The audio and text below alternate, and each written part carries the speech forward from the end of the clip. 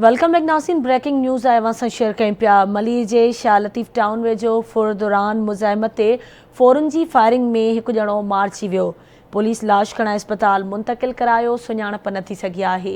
अफ़सोसनाक ख़बर आहे अवां सां शेयर कयूं पिया। मली जे शाह लतीफ़ टाउन वेझो फुर दौरान मुज़ाहिमत ते फ़ौरन जी फायरिंग में हिकु ॼणो मारिजी वियो।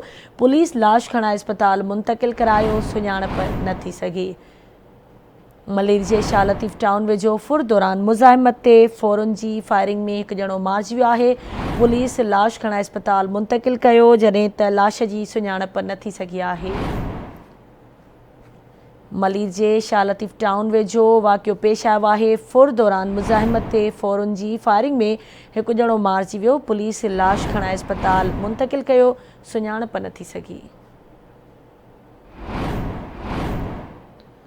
हिकु भेरो ॿीहर अव्हांखे आगाह कयूं पिया। मलीर जे शाह लतीफ़ टाउन वेझो फुर दौरान मुज़ाहिमत ते फ़ौरन जी फायरिंग में हिकु ॼणो मारिजी वियो। तफ़सील मालूम कंदासीं गॾाप मां आवाज़ न्यूज़ जे रिपोर्टर मंज़ूर सोलंकी खां।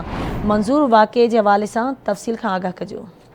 जी, शाह लतीफ़ थाणे जी हद आहे। शाह लतीफ़ इलाइक़े में फुर दौरान मज़ामत ते हिकु ॼणो मारिजी वियो आहे।